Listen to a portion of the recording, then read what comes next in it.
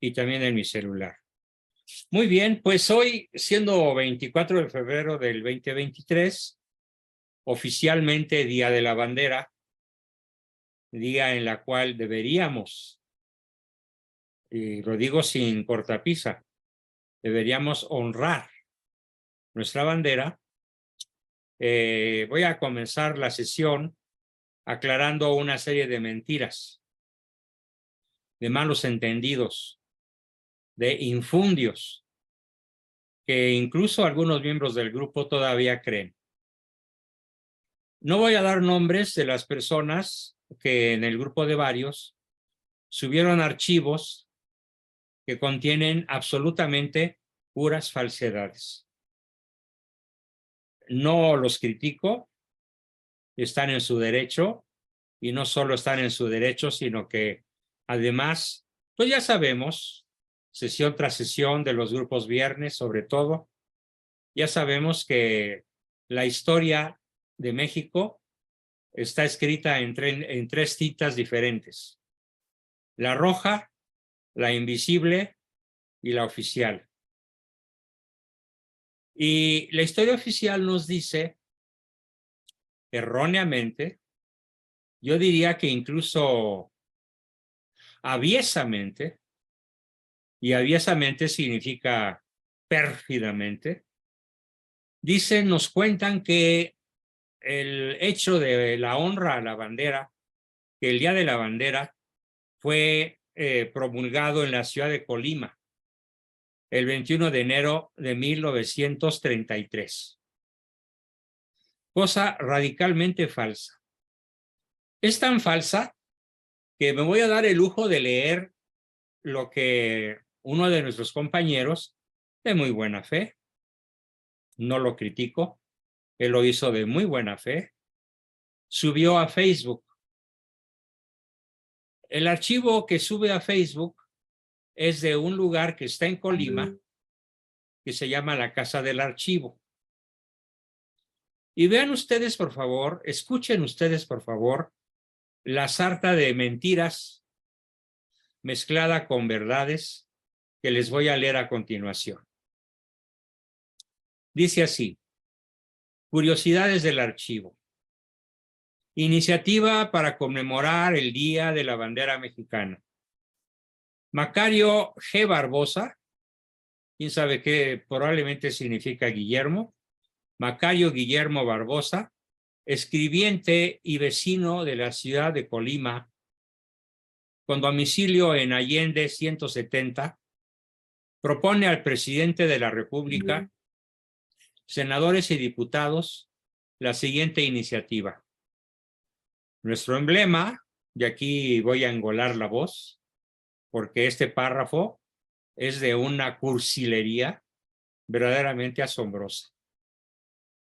Nuestro emblema, que siempre ha sido guardado en el honor merecido por todos los que llevamos el orgullo de ser verdaderos mexicanos, es acreedor 1000 veces a tributos espléndidos de honor, siendo por tanto de urgente necesidad que se dedique a un festival en conmemoración del día en que se le sintetizara con esos hermosos colores, como recuerdo digno de que a su bendita sombra se cubriera de gloria imperecedera aquel indomable ejército insurgente al romper para siempre las cadenas de la esclavitud de aquel laureado ejército. Puras mentiras. ¿Por qué? Porque habla del ejército insurgente, pero no habla del verdadero ejército que coronó la independencia. Cosa de la cual me ocuparé en los minutos próximos. Pero las mentiras siguen. Hay un documento en papel ya amarillento por lo antiguo que es, que probablemente me cueste cierto trabajo leer, firmado en Colima a 21 de enero de 1933 por Macario G. Barbosa, donde dice, es la historia oficial, que al celebrarse ese día de justo y glorioso regocijo, los poderes supremos de la República le consagren festejos espléndidos a nuestro lienzo divino, ya que es el alfa, el alma nacional, ya que con todos los fulgores de 1810 a 1821, en medio de una lluvia de frescos laureles y hermosas flores, de hosanas, del fragor de todos los volcanes, de la música perdurable de nuestros mares, del estampido de los cañones, del fragor de las metrallas y salvas de fusilerías, del dulce tañido de los bridones, hizo su entrada triunfal a la nueva Tenochtitlan al consumarse nuestra santa independencia por los dioses inmortales de nuestros héroes, bien representados en el alma del invicto general don Vicente Guerrero. Nada más falso que esto. ¿Por qué? Bueno, pues porque la entrada triunfal a la Ciudad de México, que no Nueva Tenochtitlan, porque esto de Nueva Tenochtitlan es un título masónico. En realidad, nuestra ciudad se llama Ciudad de México, no se llama Nueva Tenochtitlan. ¿Por qué? Porque a pesar de la sangre que corre diariamente a manos del narco, pues para empezar no es el único lugar donde esto ocurre, ni siquiera el principal. El principal lugar de sacrificios humanos a manos del narco hoy es la ciudad de Zacatecas, aparejada con la ciudad de Fresnillo. Y la Ciudad de México está como a media tabla.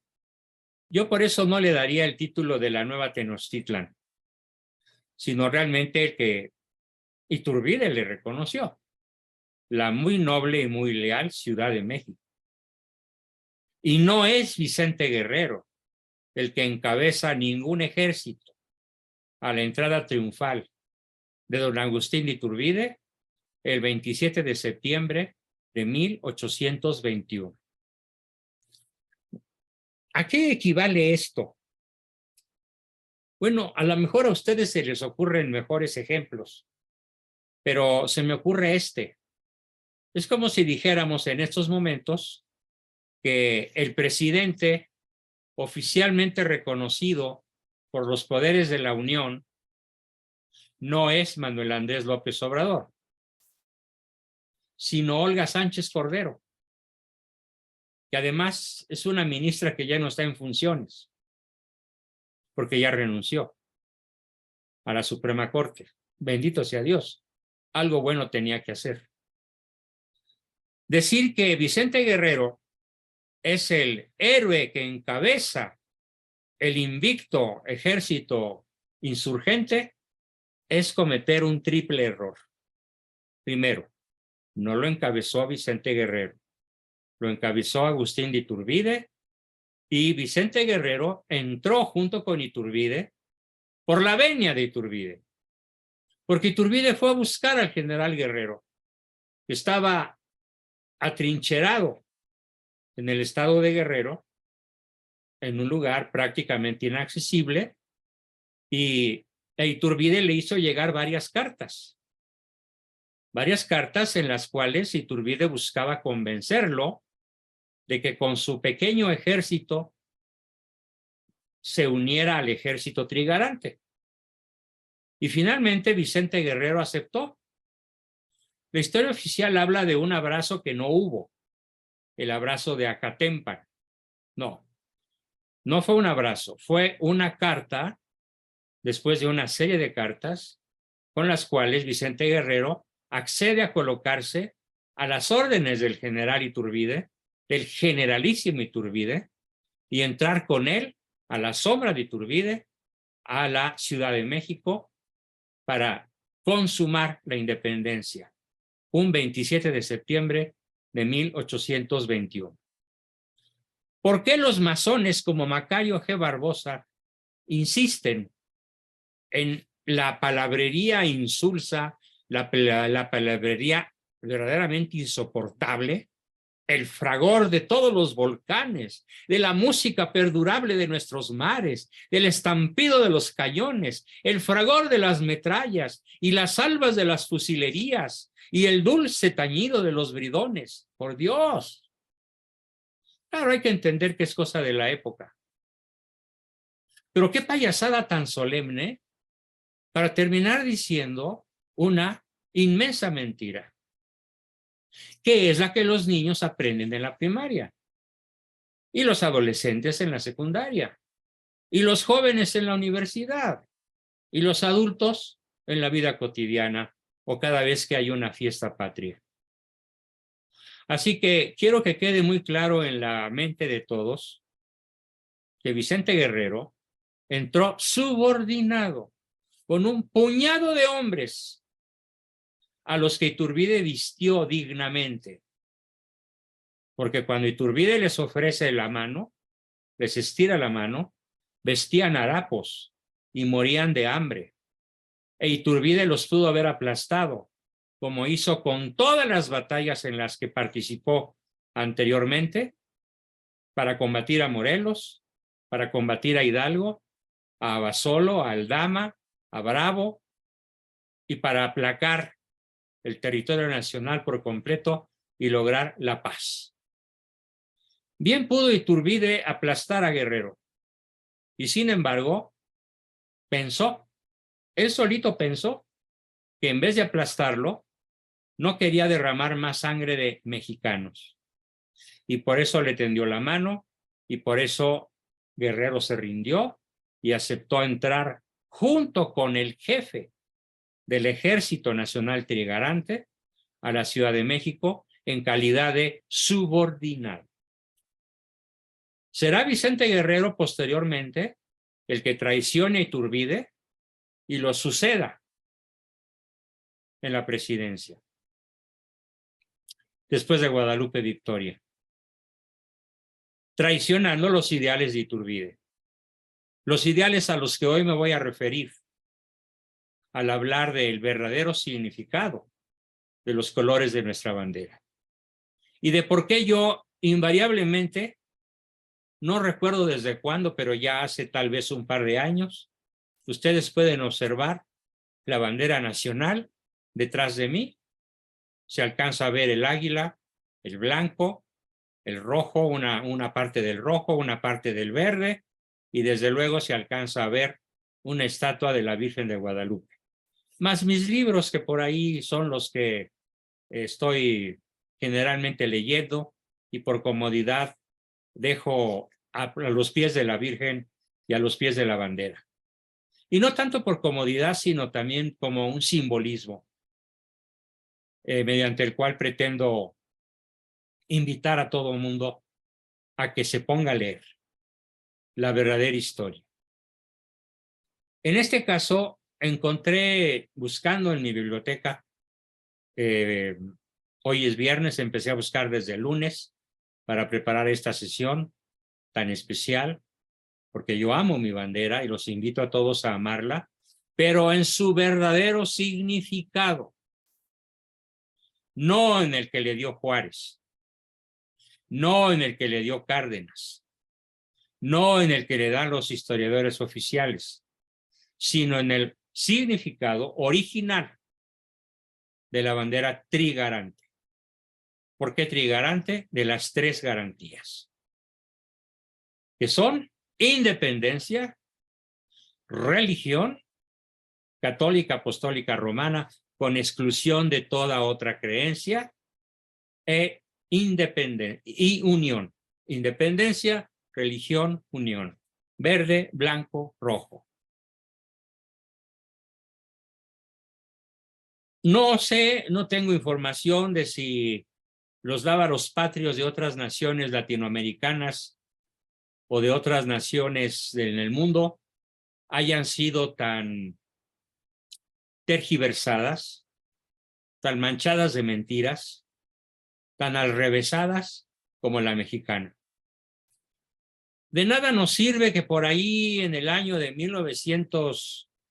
30 y tantos o 40 y tantos en un concurso internacional, la bandera mexicana haya sido designada por casi 1 millón de votos, abrumadora mayoría, como la bandera más hermosa de toda la tierra, así como la más hermosa música, la del himno nacional, en otro concurso similar. De nada nos sirve en estos palmarés, estos reconocimientos de la comunidad judío-masónica internacional, si no entendemos el verdadero significado que su diseñador le quiso dar, de lo cual nos ocuparemos a continuación. Sin embargo, vale la pena aquí está. Aparte del documento que está en la Casa de Colima, en donde se proclama que en Colima es donde se inventa la festividad de la bandera nacional, perdón, vale la pena hacer un repaso de la historia oficial. Pero conforme vaya haciendo este repaso, voy a ir haciendo las correcciones necesarias.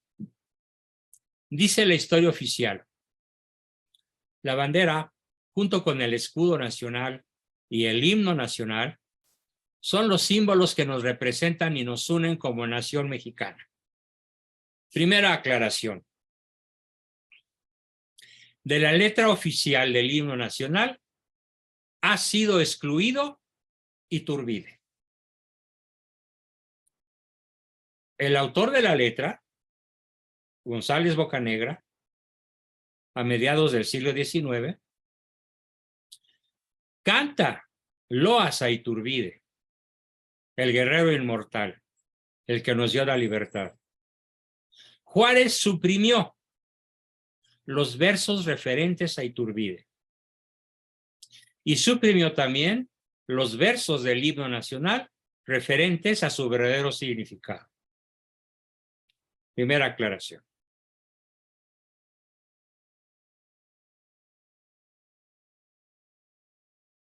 El Día de la Bandera fue establecido el 24 de febrero de 1934. Es cierto, ¿quién lo entronizó? ¿Quién lo proclamó? ¿Quién dijo que a partir de ese año, ojo, no fue en Colima? Ese documento que está en la Casa de Colima es un documento espurio, es un documento original, ciertamente se hizo en esa fecha, en 1933, y se habló de Vicente Guerrero como el consumador del ejército, como el consumador de la independencia, y el jefe del ejército que entra triunfante a la Nueva Tenochtitlan, pero fue hasta 1934, un año después, cuando Lázaro Cárdenas proclama que el 24 de febrero será el día de la fiesta nacional, a la bandera. Sin embargo, es ratificado hasta 1940, unos meses antes de que oficialmente al menos Lázaro Cárdenas abandone el poder.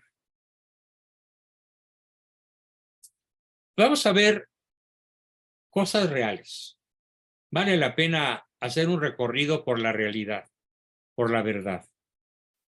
En 1821, estamos hablando de abril o mayo de 1821, Iturbide pensó cuál iba a ser el lema de la bandera. No existía. No existía una bandera nacional. Existía una serie de banderas virreinales que habían tenido cambios a lo largo de los 3 siglos del virreinato. Y estos cambios dependían mucho de los cambios que ocurrían en España, de los cambios de casa gobernante. Iturbide pensó entonces en crear un lábaro patrio con un significado que pudiera decirles a todos los mexicanos realmente qué significaba ser una nueva nación independiente. Y estando Iturbide en Iguala, visitó a un sastre en la ciudad de Iguala y le pidió que diseñara una bandera con ciertas especificaciones. Franjas horizontales del mismo tamaño, milimétricamente idénticas. Sin embargo, lo que en la época se estilizaba no eran las franjas verticales, sino las franjas oblicuas. La primera bandera nacional tenía entonces en el centro un águila imperial, que no es el águila mexicana que hoy vemos, sino un águila imperial, porque Iturbide pensaba en un imperio. Pero los colores eran exactamente los mismos que hoy son. Y lo que es muy importante que sepan todos es que fue un diseño personal de Iturbide. Él diseñó la bandera. Él le hizo al sastre los dibujos para que la hiciera. Y así fue hecha. Y con esa bandera, Iturbide encabezó la última campaña, que fue justamente lograr la rendición de Vicente Guerrero. Y no solo una rendición, sino una suma de los pocos miles de soldaditos harapientos, desarmados, hambrientos, ateridos de miedo, heridos muchos de ellos, que se suban a las fuerzas de un ejército victorioso, bien comido, bien vestido, bien mexicanizado y bien consciente de lo que querían lograr. Así que si Vicente Guerrero queda vivo, es por la nobleza y la generosidad de Iturbide. Quiero que esto quede claro en la mente de todos. Y una vez que diseña su bandera, Iturbide redacta el plan de Iguala. Lo redacta de su puño y letra. En los próximos días, durante lo poquito que queda de febrero y lo muchito que queda de marzo, por fortuna encontré un libro maravilloso que yo daba por perdido, que se llama así, Los papeles de Agustín de Iturbide, donde están facsímiles de sus cartas. Y quiero que ustedes conozcan algunas de las más importantes, para lo cual le voy a tomar fotografías y las voy a estar difundiendo y subiendo a todos mis grupos. Por cierto, ese libro de los papeles de Agustín de Iturbide tiene las huellas de la sangre, porque él los tenía en su pecho cuando fue fusilado.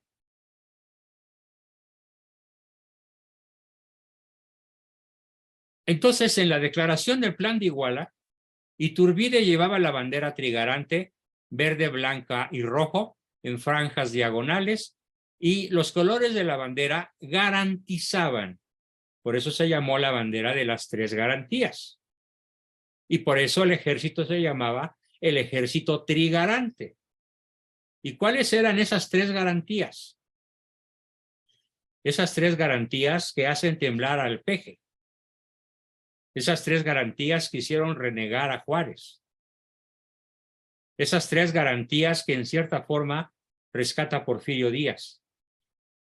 Esas tres garantías que vuelve a negar Lázaro Cárdenas.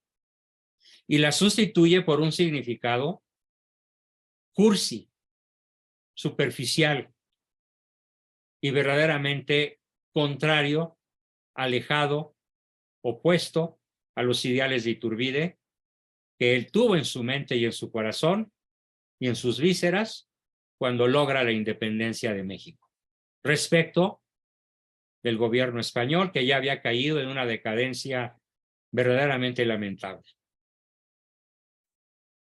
Bueno, pues el blanco representa la religión católica apostólica romana con exclusión de todo otro credo.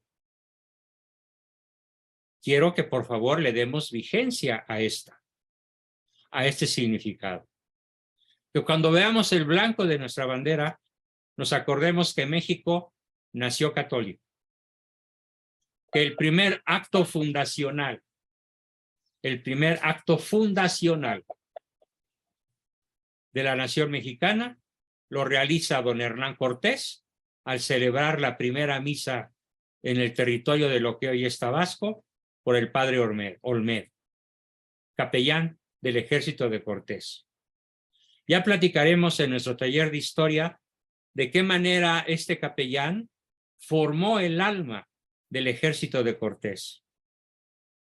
Porque la conquista de México, la civilización de México, no se explica sin la acción espiritual del padre Olmedo y sin el espíritu profundamente cristiano de Hernán Cortés. Por esa razón, conocedor de la verdadera historia, adquirida en el seminario en el cual estudió de adolescente, Iturbide proclama como significado del blanco la religión católica apostólica romana, porque es el origen, el ADN de nuestra historia. No se le antoja simplemente declarar que el blanco es la religión. Conocía la historia y por eso lo proclamó así. Bien. El verde representaba en la mente de Iturbide, y quiero que represente lo mismo en la mente de todos nosotros, representaba la independencia verde, independencia de México ante España, como nación autodirigida, como nación autónoma, con un destino propio, con un gobierno propio. Y el rojo significaba la igualdad y la unión de los mexicanos entre los españoles, los mestizos, los criollos, los indígenas y todas las mezclas, todas las castas, así se llamaban en aquella época, las castas. Y las castas eran docenas. Imagínense la posibilidad de cruces entre mulatos, mestizos, negros, criollos, españoles, mestizos, oriundos de otros países que finalmente dieron el país más mestizado de la tierra, México. México tiene un 92% de población mestiza. Un 4% cuando mucho de población estrictamente blanca y un 4% de población estrictamente indígena. La inmensa mayoría de nosotros somos mestizos. Conocedor de este hecho que ya se veía venir, porque el mestizaje se había venido fraguando a lo largo de 3 siglos, Iturbide quiere representar en el rojo sangre, porque nuestra bandera tiene un rojo sangre, no es un rosa pálido, no es un rojo guinda, es un rojo sangre. Y con el rojo sangre Iturbide quiere representar la unidad, la igualdad, bajo el Estado de Derecho, entre los mexicanos, los criollos, los españoles, los mestizos y toda clase de castas habidas y por haber. Ese es el rojo.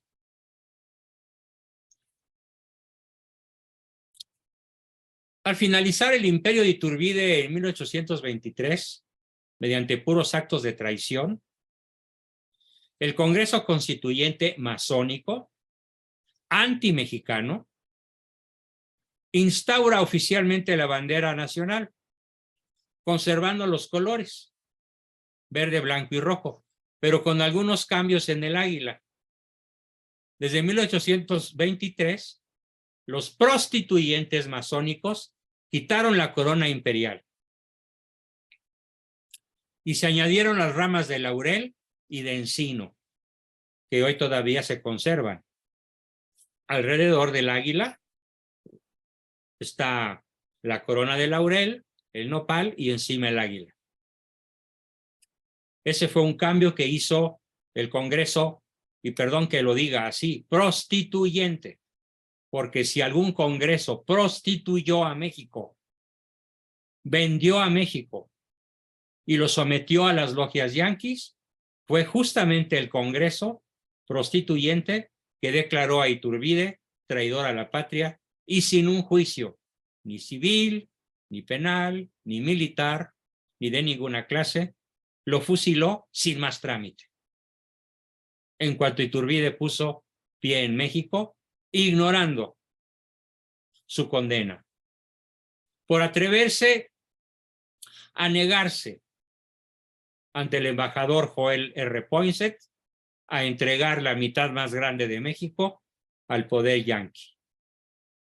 Poinsett le ofrecía a Iturbide $2 millones, una verdadera birria, una bicoca, para 2,5 millones, casi 3 millones de kilómetros cuadrados. O sea, y ofrecía algo así como 80 centavos por kilómetro cuadrado. Cuando hoy, y desde entonces, ¿cuánto puede valer un kilómetro cuadrado? En un campo, aunque no esté sujeto a riego, en una ciudad, aunque sea en los suburbios, y estamos hablando de un territorio nacional. ¿Qué fue lo que le costó la vida a Iturbide? Cuando le dice a Joel R. Poinsett, el territorio nacional ni se vende, ni se alquila, ni se hipoteca, ni se regala. Y será defendido de las fuerzas yanquis con la sangre y la vida del último de sus hijos. En esos momentos que Iturbide declara esto ante el embajador yanqui, firma sin saberlo su sentencia de muerte. Y así fue. Y entonces se cambia en ese año, en 1824, una vez Iturbide fusilado, se cambia el significado de los colores de la bandera. Si ya se habían librado del Libertador, si ya habían echado al foso los cadáveres al verdadero autor de la independencia, cosa que no ha sucedido en ninguna otra nación. Algunos dicen, es que sucedió en la India, porque Mahatma Gandhi fue asesinado. Sí, pero Mahatma Gandhi fue asesinado por un pakistaní, no por un hindú. Y Pakistán, hasta donde yo sé, pues hoy es una república independiente respecto de la India. Pakistán conservó su independencia. Y Mahatma Gandhi soñaba con una gran India, con un gran imperio hindú, incluyendo las regiones circunvecinas, Pakistán, el Tíbet y probablemente incluyendo la península de Malaca. Pero ese sueño de Mahatma Gandhi, obviamente los ingleses masones no lo iban a permitir. Y al igual que Iturbide, es asesinado, pero no por un mexicano. No por un connacional, perdón, sino por una persona de otra etnia. Acá no. El asesinato contra Iturbide es cometido por mexicanos, por nacimiento, pero masones, que tenían ya en su corazón, en su mente, en su espíritu, otra filiación completamente distinta a la filiación iturbidista. Pretextando entonces la separación de la Iglesia respecto del Estado, que es otro error gigantesco de la historia oficial. Cuando ustedes lean por ahí que desde el Congreso de 1824 y sobre todo con la llegada a Juárez del poder, la Iglesia y el Estado fueron separados, debo aclararles que no es así. No existió nunca tal separación. ¿Qué fue lo que realmente existió? ¿Qué fue lo que realmente existe? ¿Y qué fue lo que realmente existirá? Y muy probablemente hasta el final de los tiempos. Lo que existió, lo que existe y lo que existirá es la sujeción de la Iglesia a las huestes masónicas, consagradas como gobierno de la República Mexicana.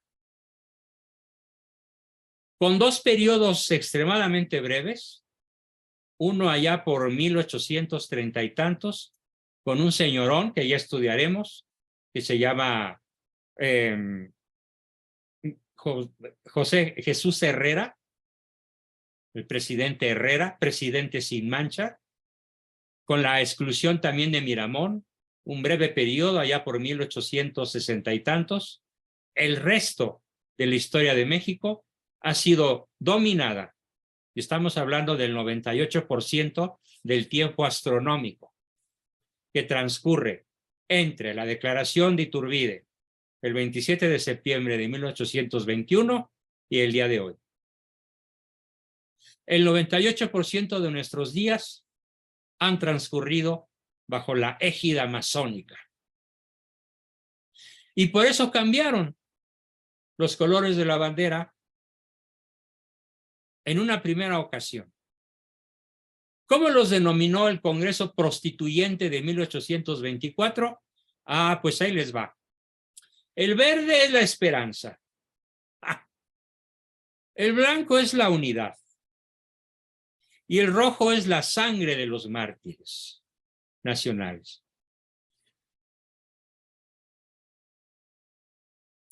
Y es así que pasan los años, y hasta el 24 de febrero de 1984, o sea, hace poquito, 16 más 22 años, entró en vigencia la nueva ley sobre el escudo, la bandera y el himno nacionales, en las que quedó establecido. Permítanme un segundo, porque al platicar todo esto se me amarga la boca.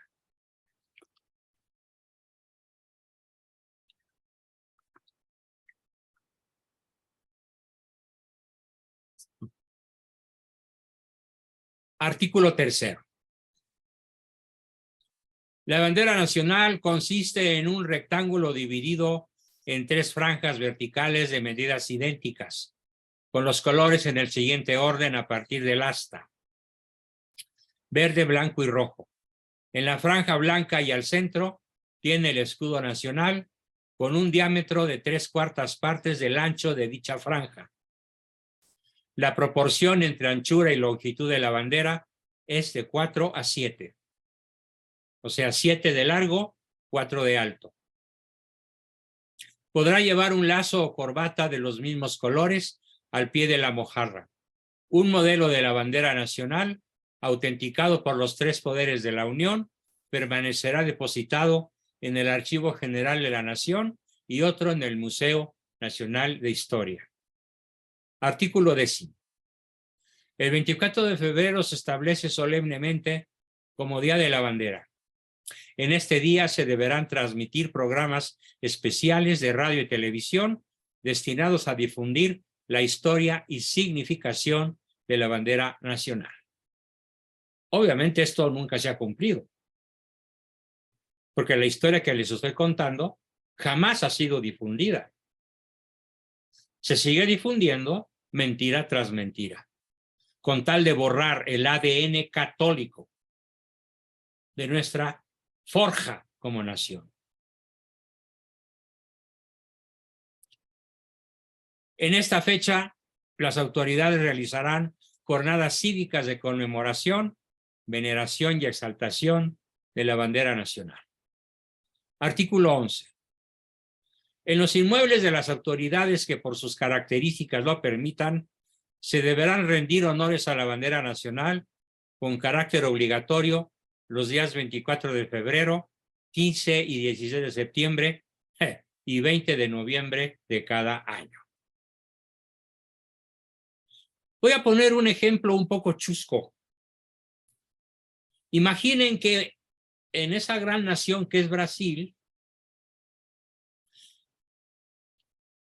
que se ha declarado campeón mundial de fútbol hasta donde yo recuerdo en 3 ocasiones, tal vez en 4. celebran el día de la coronación de la verde amarela, como ellos le dicen, en una fecha distinta a la que realmente ocurrió el partido de la coronación, el partido final. Yo era un adolescente de 18 años o de 17, por ahí así, cuando recuerdo muy bien el fenomenal triunfo de Brasil sobre Suecia en la final de fútbol de ese año. Bueno, pues porque a los gobernantes actuales les cae mal o Rey Pelé, cambian la fecha de la coronación.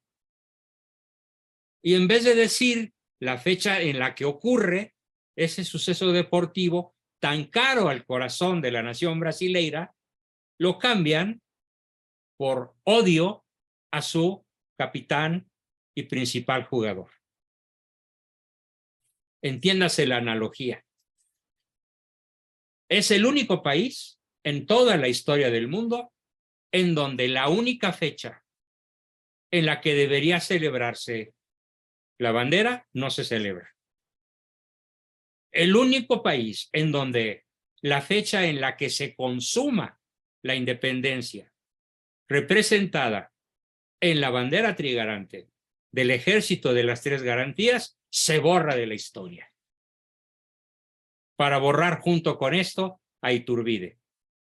Para borrar junto con esto, ¿qué cosa? Sobre todo el significado del blanco. Es un odio luciferino, es un odio infernal, satánico. Y son capaces de tergiversar la historia, de borrarla, de cambiarla, de prostituirla, de mentirnos, con tal de que ningún mexicano conozca, al menos de fuentes oficiales, cuál es la verdad. Así que yo les pido a todos, por favor, que contribuyan, una vez que este video sea subido mañana, a todos los grupos, que contribuyan, por favor, a difundirlo lo más posible entre sus amigos. Y también les pido a los hermanos peruanos y ecuatorianos y argentinos que nos honran con su presencia, que en sus respectivos países cuenten esta triste historia, para que vayan conociendo cada día más el enorme, el leviatánico poder de la masonería, que puede alterar en la mente de 130 millones de habitantes el verdadero significado del principal símbolo patrio, con tal de que no tengamos en la mente y en el corazón la veneración por Cristo y su madre. ¿Y qué digo veneración? Adoración por Cristo e hiperdulía por la madre de Cristo. Con tal de que eso no ocurra, la fecha es borrada.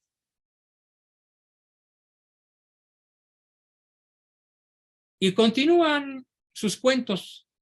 La bandera mexicana, además de ser un símbolo patrio y representar el espíritu de unidad, valor y patriotismo, es un elemento unificador. Es una expresión auténtica de nuestros orígenes. ¿Cuáles orígenes? Están borrados. No están en la historia oficial. Ya me imagino yo a algún maestro oficial en una escuela primaria o secundaria hablando de nuestros verdaderos orígenes y de la misa celebrada por el ejército de Cortés, por el padre Olmedo, como el principal acto fundacional de nuestra historia, aparte de la caída de Tenochtitlan, el 13 de agosto de 1521. Y aparte del 12 de diciembre de 1531. Todas las fechas fundacionales están borradas.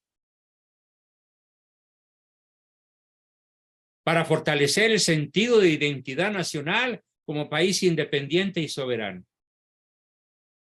Mentira podrida. El 30 de diciembre de 1880, Porfirio Díaz decretó que el águila se representara de frente con las alas desplegadas al estilo francés de aquella época. Pero durante la Revolución Mexicana, el presidente Venustiano Carranza Acuérdense de que en aquella época se inventó el verbo carrancear, que significaba volar un tren, secuestrar a las muchachas, o señoras o niñas, violarlas, sacarles los ojos y abandonarlas muertas a lo largo de la vía del tren. Eso significaba el verbo carrancear y fue puesto de moda por un falso héroe que tiene su nombre escrito en letras de oro en el Congreso, a la par de Pancho Villa y todos los demás antihéroes, que son los ídolos del narcosistema y particularmente del actual, Bulto de Palacio.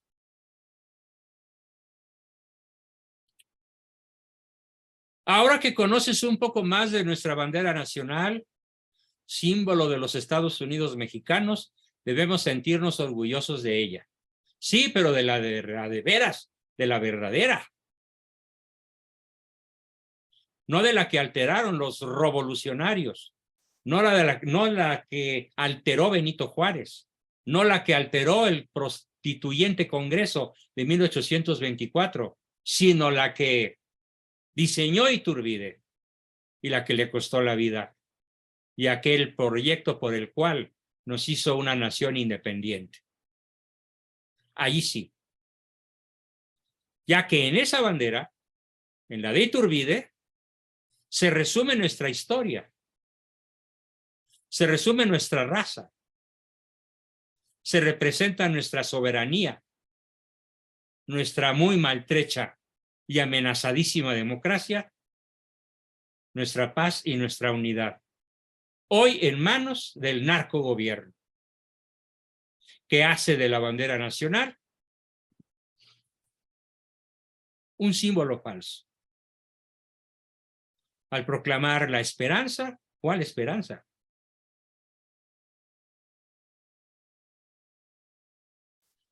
No solo se atrevieron a decir el blanco de los volcanes, generalmente tapados por una espantosa humo que llamamos neblumo. Y el rojo, la sangre de los mártires, pues a menos que se refieran a los 108,000 muertos que llevamos en lo que va del sexenio. No, vamos a rescatar entonces el verdadero significado. Verde, independencia respecto de toda otra soberanía. Blanco, religión católica apostólica romana con exclusión de toda otra fe. Rojo, unidad, sin importar la procedencia de la sangre, sin importar la procedencia étnica. En un país mestizo, el rojo significa la perfecta unidad con independencia del origen racial o etnia de nuestros ancestros. Y como lo dije, pues fue proclamada la bandera más bonita del mundo con una votación de más de 900,000 votos. Un dato curioso es que la bandera mexicana tiene el récord Guinness de la asta bandera más alta de la Tierra, con 120 metros de altura. Algunas personas creen que la bandera de México es una reproducción de la bandera de Italia, pero no. Iturbide la diseña mucho tiempo antes de que Garibaldi diseñara la italiana. A lo mejor copió la mexicana porque le gustaron los colores. Y también hay otras banderas por ahí, como la de Hungría, y un par de más por ahí que tienen los mismos colores que la nuestra, pero con significados totalmente diferentes. Queridos mexicanos, hoy, ya no en un tono de indignación, ni en un tono de arenga, sino más bien en un tono de oración, les pido que nos unamos en una oración sincera, profunda, emotiva, por nuestro querido México, que hoy como nunca ve amenazada su existencia. Con esto termino mi exposición de hoy y espero su participación como siempre. ¿Quién quiere comenzar? Adelante.